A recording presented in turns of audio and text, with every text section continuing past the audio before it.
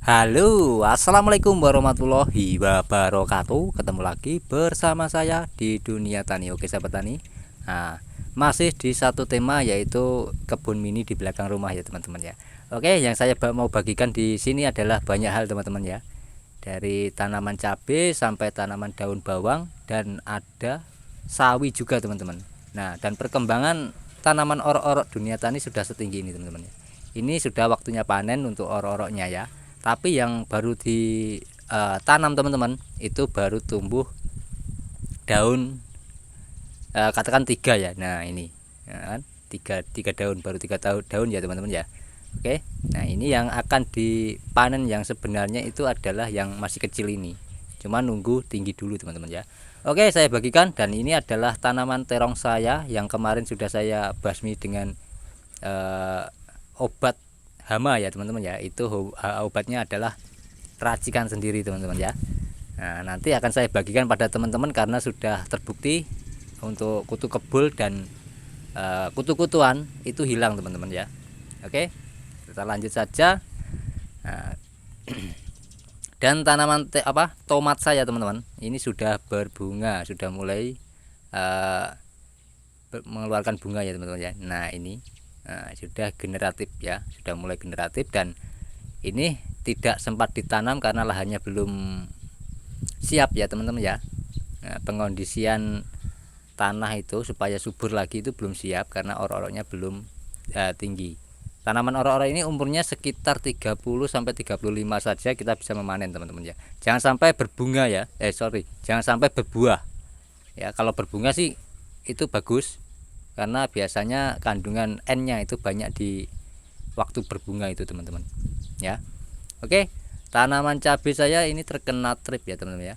Dan satu lagi, kalau trip itu bukan dari bakteri teman-teman ya, melainkan jamur. Nah, cara mengatasinya gimana nanti akan saya kasih tunjuk pada teman-teman ya. Makanya kalau menonton video itu usahakan di full durasi supaya tidak gagal paham teman-teman ya. Oke. Lanjut saja, ini adalah tanaman saya, tanaman mini di belakang rumah ya teman-teman ya. Jadi tidak kelapa sawit saja yang saya pelihara, melainkan banyak sekali seperti ya tanaman mini ini adalah sampingan saya. Selagi bekerja di perkebunan kelapa sawit juga saya bercocok tanam di belakang rumah seperti ini ya teman-teman ya. Dan ini adalah riset saya, nanti akan saya kembangkan di perkebunan yang lebih luas. Nah untuk video yang sebelumnya sudah saya bagikan pada teman-teman, yaitu di lahan yang 10 meter kali 5 meter itu belum saya review lagi ya teman-teman ya. Nanti akan saya kasih tunjuk pada teman-teman gimana perkembangannya. Nah ini sawi saya aja sudah subur segini ya teman. Ini kemarin sudah saya panen ya, saya bikin mie teman-teman. Oke, semoga ini bermanfaat videonya dan bisa diambil sisi positif pada video kali ini. Oke, kita lihat yang sudah saya kondisikan cabai yang masih kecil teman-teman ya. Itu ada enggak hamanya ya, kita lihat dulu. Nah ternyata sudah tidak ada ya. Ini adalah obat yang sangat luar biasa dan murah meriah teman-teman ya, yaitu obatnya bukan beli melainkan membuat sendiri. Dengan saya bisa dikatakan itu adalah obat hayati ya teman-teman ya. Nah daun bawangnya sudah subur ya, sudah mulai. Waktu pertama video dunia tani ini kasih video yang pertama teman-teman, itu tidak sebagus ini ya untuk tanamannya. Sekarang sudah dilihat, nah sudah bagus, dan sudah tumbuh semua orok-oroknya. Nah itu ada tanaman cabai ya teman-teman. Memang rencana ini kalau sudah panen orok-oroknya nanti akan saya tanami cabai teman-teman ya. Akan saya tanam cabai dan daun bawang, itu saja teman-teman ya. Oke, semoga bermanfaat videonya teman-teman. Nah ini dia, kita lihat ini ciri-ciri kena trip teman-teman ya. Kena trip itu gimana ya, begini. Biasanya pucuknya itu hitam-hitam teman-teman. Itu bukan karena bakteri ya teman-teman ya, itu jamur. Sekali lagi itu jamur. Jadi untuk mengendalikan ya kita harus jika menggunakan obat kimia, kita harus belinya dengan obat jamur teman-teman, jangan obat bakteri. Nah banyak petani yang salah mengartikan itu. Dan ada lagi yang daunnya keriput, itu disebabkan apa? Banyak petani juga membeli obatnya kadang itu dengan pembunuh bakteri jahat ya teman-teman ya, tentunya bukan bakteri baik itu. Oke, padahal itu adalah kalau daunnya mengecil atau keriput ya teman-teman, itu biasanya di belakangnya ada tripnya, bisa ada kutu-kutuan, kutu kebul teman-teman ya, itu bisa juga tuh. Oke, oro-oronya sudah setinggi ini. Nah itu jadi ya teman-teman ya. Oke, semoga bermanfaat lagi teman-teman ya. Dan ini saya akan menaikkan tanahnya karena apa, kemarin tuh habis hujan, jadi unsur hara yang paling banyak itu ada di ini loh, di paritannya ini teman-teman ya. Tuh. Oke, kita naikkan supaya apa, unsur hara itu tidak terbuang sia-sia dan pastinya akan dimakan oleh tanaman kita ya teman-teman ya.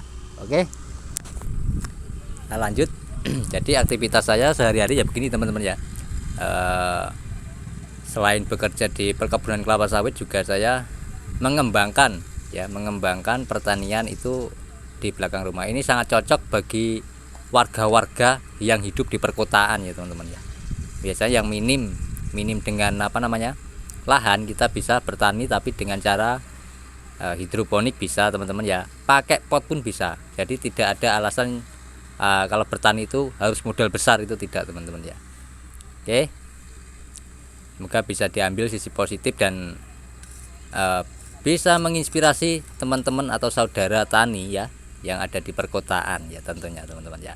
Oke, kita naikkan tanahnya. Ini adalah unsur hara terbaik itu yang dibawa oleh air hujan teman-teman ya.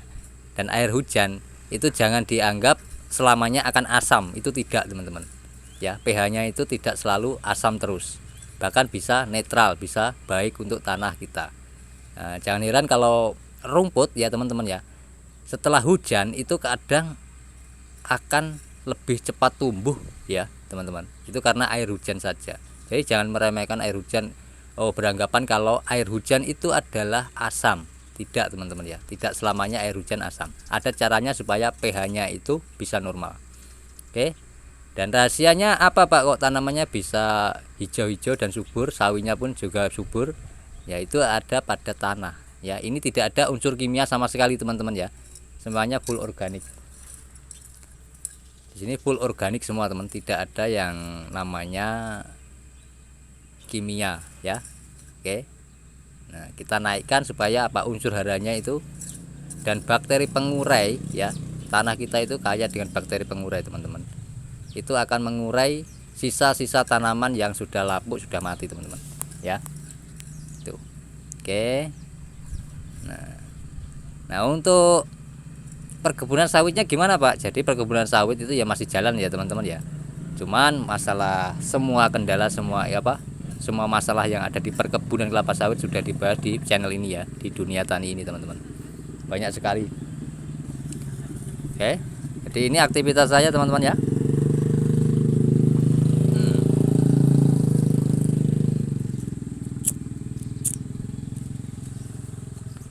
Semoga bisa menginspirasi bagi warga-warga sahabat tani yang ada di perkotaan ya. Jadi dengan minim aja, saya jangan konsen ke ini ya teman-teman ya, jemuran yang ada di belakang rumah itu ya. Ya karena memang memanfaatkan lahan sekecil di belakang rumah ya. Agar apa? Agar ya kita bisa bertahan untuk pangan kita ya teman-teman, tidak harus beli terus, kita bisa panen sendiri di belakang rumah ya, dengan skala kecil. Nah tentunya bagi petani-petani yang ingin terjun ke full organik itu ada caranya. Caranya gimana, ada di video saya sebelumnya teman-teman, nanti akan saya kasihkan di link di atas ya teman, di pojok kanan. Oke, jadi tidak bisa kita harus full organik langsung setelah berapa tahun kita memakai kimia, itu tidak teman-teman ya.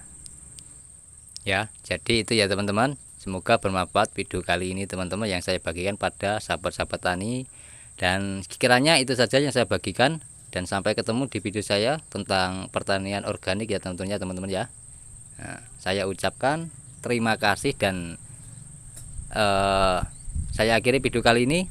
Wal topik walidayah. Wassalamualaikum warahmatullahi wabarakatuh. Salam petani cerdas luar biasa.